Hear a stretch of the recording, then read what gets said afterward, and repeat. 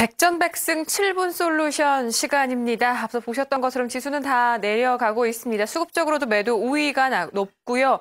그리고 삼성전자도 150만 원대 이탈했고 현대차도 지금 19만 원대 아래에서 움직임을 나타내고 있습니다.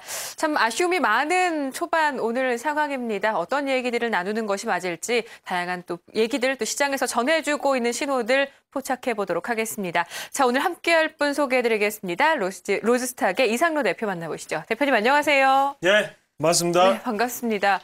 어제 꿈꾼 건가라는 생각이 잠깐 들었어요. 금리 인하 갑작스럽게 나오면서 막 분위기 바뀌는 것 같기도 하고 막 외국인도 갑자기 들어오니까 설렜었는데 조금 아쉽거든요. 대표님 어떠세요? 오늘장? 예, 뭐 사람은 매 한 가지죠. 저도 아쉽습니다.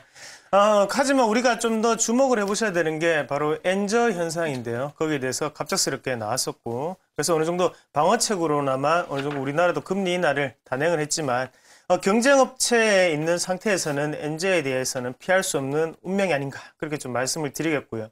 거기에 대해서 금리를 좀 더 우리가 확실하게 알아보고 거기에 대한 투자 방안을 좀 더 면밀하게 조사하는 게 좀 더 우리가 할 수 있는 방안이 아닌가 그렇게 말씀을 드릴 수 있겠네요. 방송 전에도 대표님과 잠깐 말씀 나눴지만 100엔대 돌파 우리가 모르고 있었던 갑작스러운 돌발 상황이 아니니까요. 충분히 대비됐던 상황이고 시장도 잘 견뎌줄 거라 믿고요. 앞서 뉘앙스를 보니까 금리 얘기를 하실 것도 같다라는 생각이 들어요. 맞나요? 네, 맞습니다. 일단 금리에 대해서 우리 시장에 영향을 미치는 부분을 한번 알아보실 필요가 있을 것 같아요.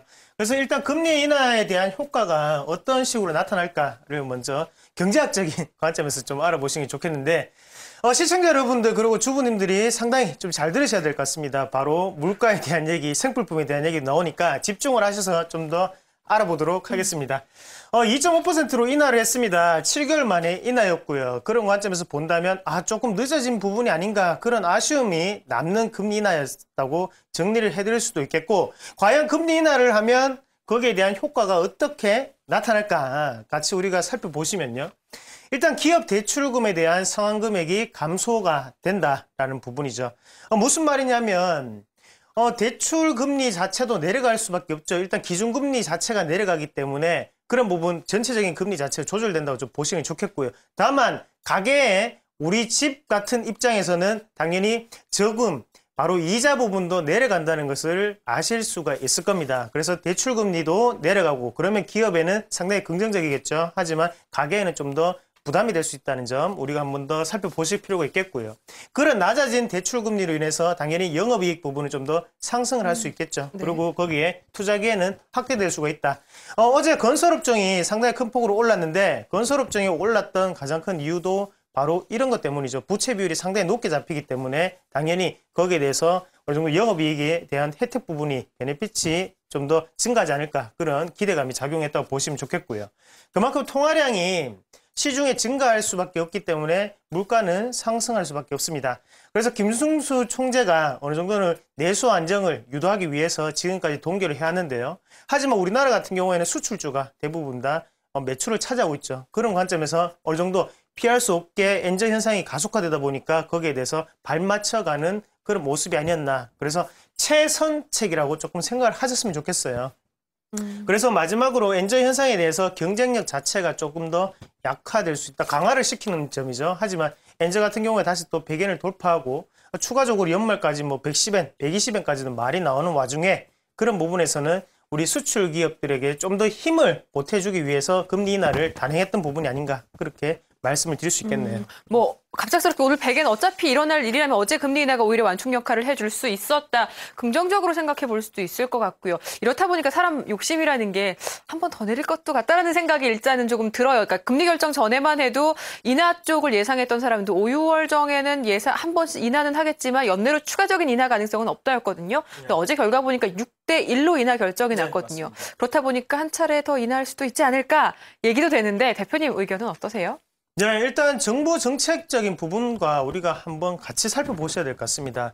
정부 정책적인 부분도 한번 보신다면 일단 정부 정책 같은 경우에는 내수 안정을 조금 도모하는 부분이 있고요. 거기에 대해서 수출주와의 이런 어느 정도의 메비우스띠도 거의 뭐 돌아간 순환매로 이루어진다고 보시면 좋겠는데, 금리를 내리자니 물가가 상승하고, 그리고 금리를 안 내리자니 또다시 수출주에 큰 타격이 올 수밖에 없는 상황이라고 좀 말씀을 드릴 수 있겠는데요. 가장 좋은 해법은 중국이 내수가 커지면 우리나라 그리고 일본에게도 두 나라 다 긍정적인 호재로 될 수가 있다는 거죠. 지금은 제한된 파이 안에서 두 업종, 두 나라가 서로 경쟁을 하다 보니까 서로의 점유율을 높이는 시기거든요. 그러면 엔저에 대한 현상 자체로 일본에게 좀 더 베네핏이 가는 게 사실이고요. 하지만 그런 중국의 내수 확대로 인해서 파이 자체가 커지게 된다면 우리나라 그리고 일본에게도 모두 다 이익이 돌아가는 그런 현상이 발생할 것으로 예상이 됩니다. 서로 잘 되면 정말 좋겠는데 오늘 앞서도 뭐 일본 쪽 경상수지 흑자 전환 지금 일본 증시 2% 넘게 급등하고 있는 거 보니까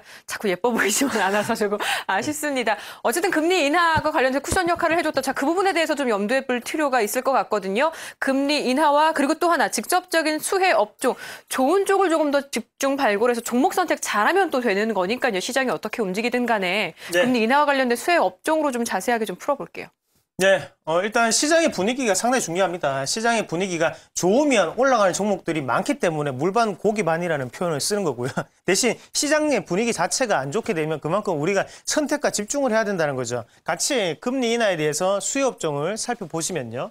일단 우리가 한 3가지 정도 들 수가 있겠는데 건설업종, 그리고 증권업종, 그리고 은행업종을 말씀을 드릴 수가 있겠습니다. 건설업종 같은 경우에는 쉽게 시청자분들이 이해를 하기 위해서 쉽게 말씀을 좀 드리면 우리가 아파트 같은 데 이제 분양권을 받고 이제 들어가게 되죠. 그렇게 된다면 건설업종 같은 경우에는 처음에 대부분 다 타인 자본으로 어느 정도 아파트라든지 이런 건설물들을 올린다는 거죠. 그러면 당연히 대출을 이용을 하게 되겠고요. 그런 관점에서 본다면 당연히 대출금이 낮아질 수밖에 없다. 대신 후결제가 들어가기 때문에 당연히 건설업종에는 좀 더 수혜를 받는 부분이 들어간다는 걸 우리가 한번 더 살펴보실 필요가 있겠고요.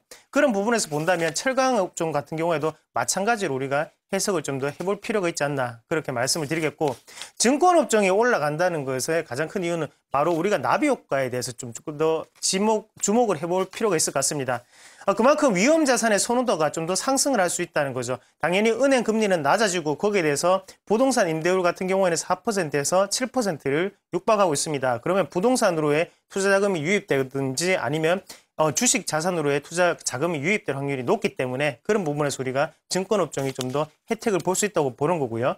그리고 마지막으로 은행업종 같은 경우에도 우리가 대출도 은행 입장에서는 상품입니다. 그리고 이자에 대한 저금도 당연히 상품이고 우리가 흔히 하는 주택청약 적금도 당연히 상품이겠죠. 그래서 어떻게 보면 은행 직원들 같은 경우에도 상품을 팔려고 하는 거겠죠. 하지만 우리가 개인들이 대출을 받는 것과 기업이 대출을 받는 금액 자체는 달라지게 됩니다. 그러면 은행 입장에서는 상품 자체를 많이 팔 수 있는 조건이 유지가 된다는 거죠. 그래서 은행업종이 어제도 큰 폭으로 상승을 하고 글로벌적인 분위기 자체가 은행업종이 간다는 게 그런 금리 인하의 효과가 지금 나타나고 있는 부분이 아닌가 그렇게 좀 말씀을 드릴게요. 그렇군요. 알겠습니다. 뭐 금리 인하 관련된 수혜 업종 대표적으로 많은 분들 아실 것 같아요. 그런데 왜? 라는 질문을 드리면 좀 헷갈리실 수도 있을 텐데 그에 대한 명쾌한 답을 또 함께 살펴볼 수 있었던 것 같습니다. 대표님 오늘 말씀 여기까지 들어도 될 것 같은데요. 잘 들었습니다. 네, 고맙습니다.